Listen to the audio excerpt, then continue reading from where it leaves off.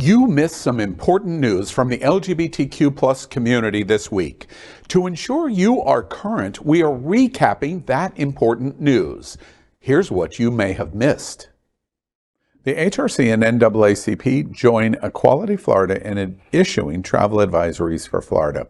The Human Rights Campaign, the HRC, the largest LGBTQ plus rights organization in the U.S., joined the NAACP and other civil rights organizations like Equality Florida on Tuesday, issuing a travel advisory for Florida. HRC warned that newly passed laws and policies may pose risk to minorities, immigrants, and gay travelers. While HRC said that it wasn't calling for a boycott or making a blanket recommendation against visiting Florida, it said it wanted to highlight new laws passed by the Republican-controlled Florida legislature, which are hostile to LGBTQ plus community, restrict abortion access, and allow Floridians to carry concealed weapons without a permit. Last weekend, the NAACP, the nation's oldest civil rights organization, issued its advisory warning, saying that recent laws and policies championed by Governor Ron DeSantis and Florida lawmakers are against African Americans, people of color, and LGBTQ plus individuals. The advisories come as Democrats are ramped up in their criticism of DeSantis ahead of the 2024 presidential run announcement. DeSantis spokespeople reacted to the NAACP travel advisory on Twitter, referring to it as a stunt and just noise. The Florida Immigrant Coalition also released an advisory warning of the risk associated with the relocation of travel to Florida in April. Pierre Omana from Rwanda, he's here legally and is involved with the group issuing the latest travel advisory. He says the state may not be safe for any immigrant. I'm very concerned that this bill that is promoted by the governor, DeSantis, is going to harm, not only immigrants, but also the rest of the community in general. That's because if approved, it would be a felony for anyone hiding or transporting an illegal immigrant, and it would require hospitals to report an immigration status. Well, I think one of the challenges here first, I've mentioned many times, boycotts do not work. They are not a successful mechanism of protest. I was at the mayor's breakfast this week with the mayor of Broward County, Dean Trantelis, the mayor of Fort Lauderdale, the mayor of Oakland Park, and the mayor of Wilton Manors. And all four mayors spoke against this moment of travel advisory, especially in terms of trying to suggest boycott. And all four of them unanimously voiced up that you're harming, first, the people that need you the most, that we actually need more voices in Florida to come to Florida and support the issues that we're watching from radical Republicans and against the governor, and the inverse of the issues that have formed are really true. Visit Lauderdale has said it. Miami-Dade Convention and Visitors Bureau has said it. Disney has said it. Yeah. Disney is at the piercing edge of the fight about what's going on in Florida, and there's almost unanimous opposition to these calls of travel advisory. So if that's true, then you listen to what the DeSantis Republicans are saying. This is a stunt and it's noise. Now, these organizations, including Equality Florida and HRC and the NAACP, have an obligation now to prove why it's not a stunt. Conclusion to this is it does somewhat appear that it is a stunt and it is noise. But it's working, Al. It's got us talking about it. You're right. Boycotts on their face, their goal on their face. Boycott, put them out of business, move on. Yes, that's not going to work on just about anything.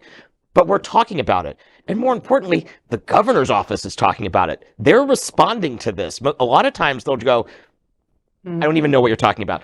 They're calling this just noise. And you know what? That means that noise is loud enough that it's getting their ear. And going forward, I think this is an important thing. If that was true, The NAACP would suggest a travel advisory of approximately 15 other states that have adopted similar kinds of what they call woke agenda issues. Approximately 20 other states that have restricted abortion. Approximately 22 other states that in various different ways have attacked and minimalized LGBTQ plus rights in their states.